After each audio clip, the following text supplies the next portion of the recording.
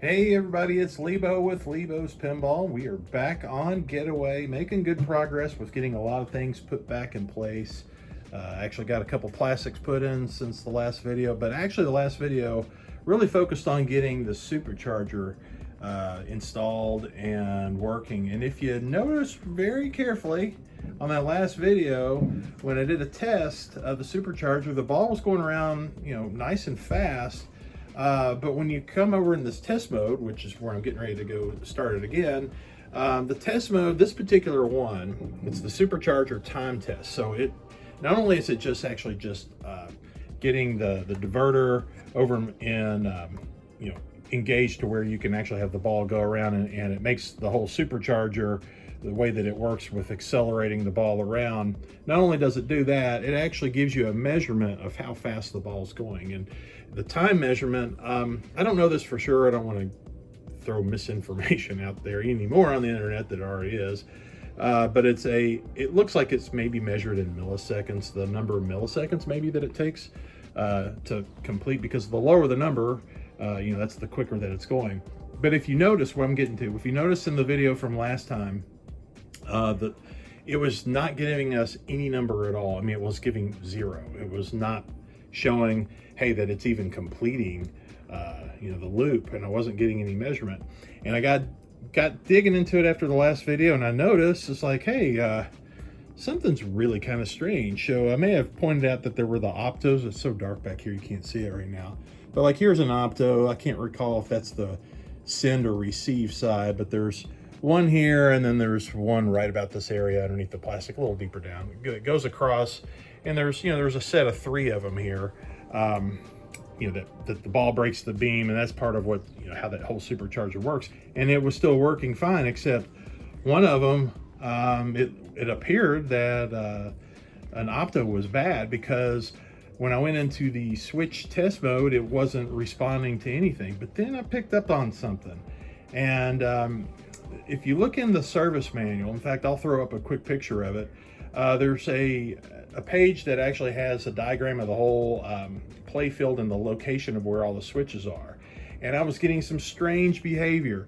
Some of the optos that I would actually break the beam on, like if I did this one here, or if I did the other 2 here, the switch that it was reporting was not necessarily a switch that was the correct one per the diagram. Then I got digging in other places, like these rollovers down here. I was hitting these, where is it? Right here. And it wasn't even responding. And this one wasn't responding. And this one was responding, but it was a different switch. I was getting all kinds of strangeness. And I'm like, oh my gosh, what did I hook up connector wrong or something? So I checked, checked the connections down here, because I had several of those apart, but they were all correct. And this is kind of dark down here because I've got the lights out. But if I lift this the panel up, look at this situated, you can still see it. So all these connectors on the MPU board here, these 2 right here, I think these are 2, and I think this one as well, but I know these for certain. These are tied to a lot of the switches that come in off of the play field. And I checked them, they all looked correct. And I even had the benefit, since I have my other Getaway here, I went to go check it against those, and they all looked right. I even went and restroked, this ribbon cable, and maybe, I don't think I did this one. Yeah, I think I did that one too. I did not restroke this one, but I went and took them out and reseated them, put everything back, and went and tested it again, and voila, everything's working fine. I cannot tell you with confidence where the problem really was. I was even at the point where I thought that, did I get something screwed up actually on the MPU, to where maybe something that's handling the whole switch matrix just went bonkers, because it was giving me some really strange behavior. So the jury is out as far as, did that with confidence solve the problem? But I figured I'd just mention that stuff like this sometimes happens, that you don't know the solution right away, but sometimes you have to kind of sleep on it.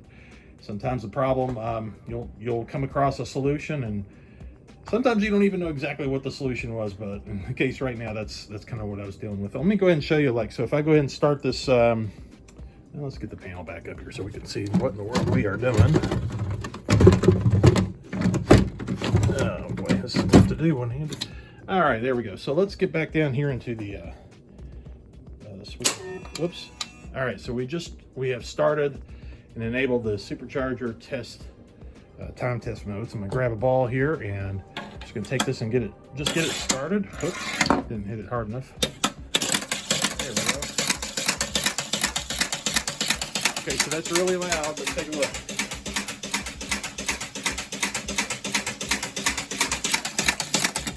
All right, so let me stop it so you can hear me. So we were seeing, there, it kept the last number, 87. So we were seeing anywhere from what, 85, 90, somewhere around that neighborhood. This supercharger seems to be going pretty quick. So everything's running good now. So what's next up? What are we gonna go focus on? So I've started to put plastics down here. I got this in place, that one over on that side. And now it feels like it's time to go ahead and put in the wire forms that bring the ball down on both sides. But there's a couple things just kind of thinking ahead of what I'm wanting to do on this game. So on my game, and I'm going to show it to you here in a minute, I've added in some spotlights here just to kind of help brighten up this area a little bit more. And in particular, if you notice, you've got this blue paint that's around here. I've found that if you use like Comet's, one of their OpMax, their purple bulbs, it seems to really help. It's almost like a fluorescent effect, but not really. But it really makes some of the paint really kind of glow almost, a little wake up. And so on this game, I'm not going to do it exactly like mine, but I am kind of borrowing some ideas of what I've come across. And I think what I'm going to do is just go ahead and add a spotlight down here on these mounting locations and run the wiring underneath this plastic, just like I did for the lights that are underneath those little gauges. So it's kind of nice and clean and out of the way. I did spotlights kind of in a weird area underneath this plastic and mounted here. And I've had some problems with balls hitting it because the spotlights sit a little low. So I don't think I'm going to do that on this one. But before I go putting in the wire forms, not wiring forms, but the ball habit trail wire forms on each side, I'm going to go ahead and put in these spotlights because I need to put this plastic back down before I put that in. So before I do that, let's just show you kind of where we're headed, what I'm talking about. So here's what I've got on mine. So, and these are kind of an older style spotlight. The newer styles that you would get like from Comet are a little sleeker, a little smaller. I think I like them better, honestly. But this is kind of the idea. So you see look how like that bluish, how it really kind of just pops. And maybe coming across the video, it's, the colors exploded maybe a little bit more, but it does kind of help brighten things up. I just really like the look of it. A lot of stuff I do at these games is just so that you can really see what's going on. So that's the effect I'm going to try to go do on that. So let's get started.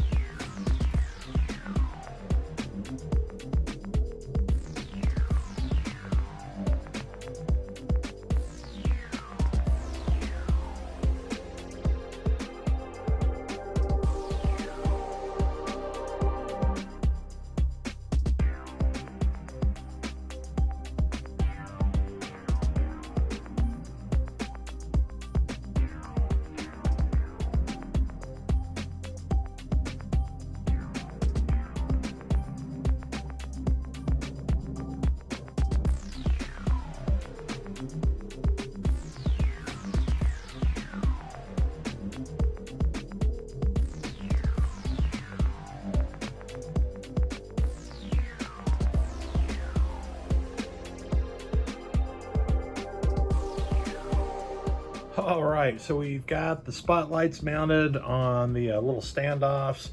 It's actually looking really good. I don't have the lights up here at the end of the slings like I did on my game, and I think this may just be fine the way that I've got it here so far. It's really looking pretty nice, and especially since it's going in an arcade, I want to err on the reliability side. So, and I've had some ball hits, on the spotlights that sit a little bit lower here on the front end, and they kind of block a little bit more. I mean, I do like that they light things up even more, but it's actually looking pretty good already. So from here, we're going to go ahead and move over, now start, over on this side about putting in the wire form, but we've got the new Donut Heaven mod that we're gonna mount in. So I'm gonna go take a look at that, see how we can get that positioned. I've also got this sign here to light up. I've already got the light put in place. I just don't have the wire attached. So once we pull all that stuff together, that should really take a nice shape. So let's keep on moving ahead. Okay, so I got the wire form in, at least just kind of a test fit here. And just to let you know, the way to put this in, I put this in here first, kind of position that in here, and had to kind of finagle it around. Finagle's my favorite word on this game, apparently. I had to take this screw out right here because this plastic, I had to kind of lift it up a little bit, open this section up, just kind of pulling on a little bit so that there's a switch here that has to kind of tuck underneath that. And if you do it, you'll know, because you'll see what's involved to kind of fighting to kind of get this all rearranged back in place here.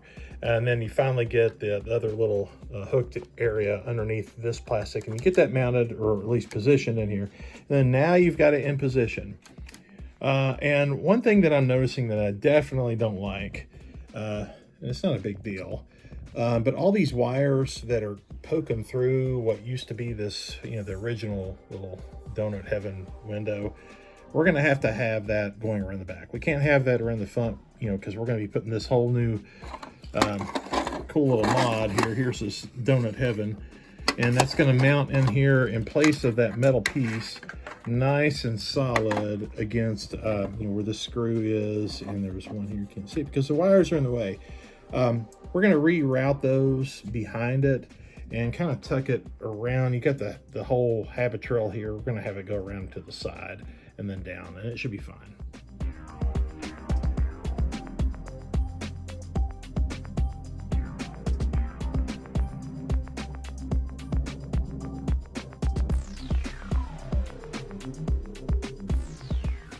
So I don't know about you guys, but this does not look like a Donut Heaven to me. However, this thing over here, way better. Very cool. It's all mounted up, and now it's ready to go in the game. I took those wires that I was talking about.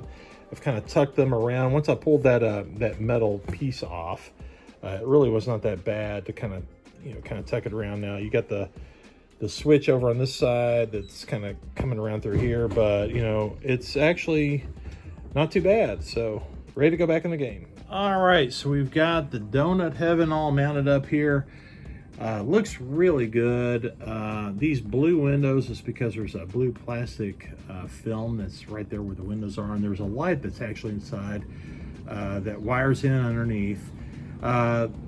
This sign at the top that says Donut Heaven, it's not lit up like it looks like in the video. It's just reflecting off of the lights that's in here.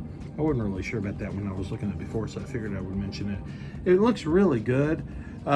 So anyways, we got the wire form in place on this side. I don't have it installed here, but I'm getting ready to throw it in. And this playfield's getting really close to being done, with the exception of a couple other things. I'm going to add a trough light down here, which is not really a big deal. And one thing is like, oh, daggone it, I didn't order parts on the last time that I had a Marco order or a Pinball Life. But this ball shooter, this is really critical. So the one that I have here, this is the bigger coil. It's the, let's see if I can get this number again. It's an A, it's upside down, 14789. So if you don't have this big coil and the associated bracket that goes with it, I would recommend that you basically upgrade to that. My Getaway, I think, was an earlier design, and it did not have this. It was a smaller coil. It wasn't as strong, and there was a different bracket with it. And I retrofitted over to this newer design. It required to drill a couple holes, I think, to get it to mount up right, but it definitely made a difference. It will throw the ball around the orbit a lot better than the weaker coil. And that's really important. And this one, I'm gonna order some parts because the sleeve, I think, is pretty bad on this thing. And honestly, I'm not so sure about this coil. It's an original one. Coils usually, I don't know, either they work or they start having shorts and they're just, something's not quite right. I'll probably end up swapping out this coil. I don't know, this plunger looks okay. There's a little bit of wear around here. I may go ahead and throw in a new one since I'm gonna have to place a new order, but we'll throw that in. But anyways, I think we'll go ahead and wrap it up for today. We don't have too much more to get this just about ready to go in the game. But like I said, there's a couple other things. One thing's kind of been a secret I'm holding off, so you guys are going to find out about this pretty soon. It's not a real huge big deal, but I think it's going to be a kind of a cool addition that I've not done before. Really, at least not for a getaway. But thanks for watching. We'll see you guys next time.